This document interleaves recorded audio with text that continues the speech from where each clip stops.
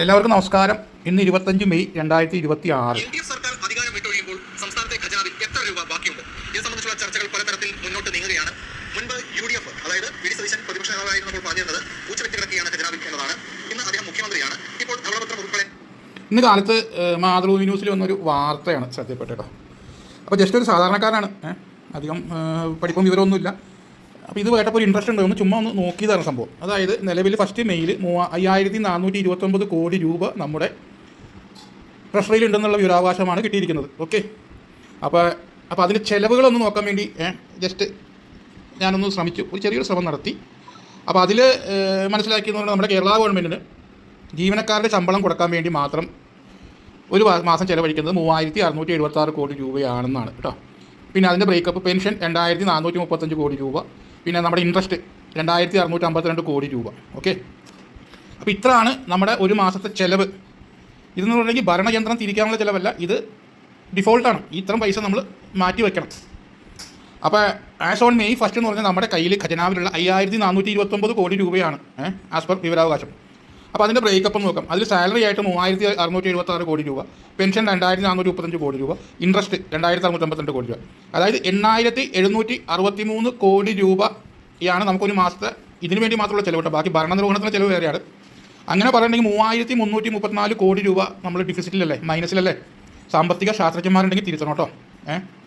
ഇപ്പോൾ ഭരണാനുഭവിച്ചായ നമ്മുടെ മറ്റേ മന്ത്രിമാർക്ക് ഭരിക്കാനായിട്ടുള്ള വണ്ടിയിൽ എണ്ണ അടിക്കൽ, മറ്റത് ചിലവുകൾ, കാര്യങ്ങൾ, അത് വേറെ പൈസയാണ്.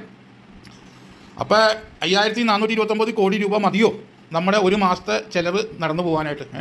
ഏതോ ഒരു സിനിമയിൽ ശ്രീനിവാസൻ പറഞ്ഞ പോലെ ചില മാസങ്ങളിൽ തട്ടിമുട്ടി നടക്കാൻ വേണ്ടി ഒരു 10-25 ലക്ഷം രൂപയാണെന്ന് സിനിമ പറയുന്നില്ലേ? അപ്പോൾ അതേപോലെയാണോ ഇത്?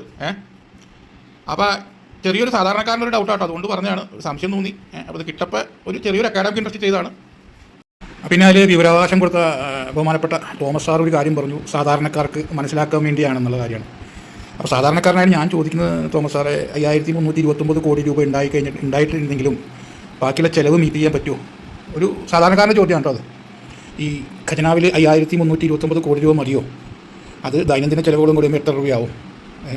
അപ്പോൾ അത് ആ ഒരു ചോദ്യമാണ്. പിന്നെ അത് നിങ്ങൾക്കത് വിവരാവകാശം കിട്ടിയാണ്, പക്ഷേ ഞാനതൊരു പേഴ്സണലായിട്ട് എക്സ്പീരിയൻസ് ചെയ്തുകൊണ്ടിരിക്കുന്ന ഒരു വ്യക്തി ആയതുകൊണ്ടാണ്.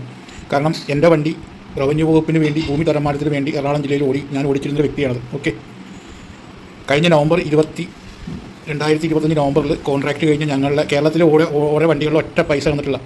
അതായത് ഇനി കുടിശ്ശികയുണ്ട്, പൈസ തന്നിട്ടുണ്ടായിരുന്നു, പക്ഷേ അത് പൂർണ്ണമായിട്ടും ഇതുവരെ സെറ്റിൽ ചെയ്യാൻ ബഹുമാനപ്പെട്ട ഗവൺമെൻറ്റിന് കഴിഞ്ഞില്ല കേട്ടോ, ഇലക്ഷൻ ആയിട്ട് കൂടി.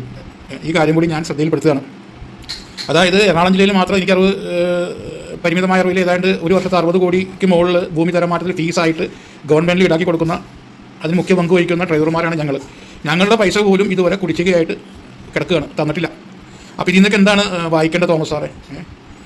സാധാരണക്കാർക്ക് പെൻഷൻ അത് മസ്റ്റാണ്. അതുപോലെ പണിയെടുത്ത പൈസയാണ്, കയ്യിലെ പോക്കറ്റിൽ പൈസ എടുത്ത് എണ്ണ അടിച്ച് സർക്കാരിന് പണിയെടുത്ത് അതിന് കൂലിയും സർക്കാരിന് കിട്ടിയതാട്ടോ. അതിൻ്റെ ഫീസായിട്ട് ഞാൻ പറഞ്ഞില്ല, എറണാകുളം ജില്ലയിൽ നിന്ന് ഏതാണ്ട് 60 കോടി രൂപ കിട്ടിയിട്ടുണ്ട്. തെരഞ്ഞെടുപ്പ് തിരുത്തണം. അപ്പോൾ ഞാൻ ഒരു സാധാരണക്കാരൻ്റെ ചോദ്യം കേട്ടോ അത്. ഉത്തരം കിട്ടാത്ത ചോദ്യങ്ങളാണ്, ആരോട് ചോദിച്ചാലും ഉത്തരവില്ല. അപ്പോൾ ശരിയെന്നാൽ, ശുഭദിനം.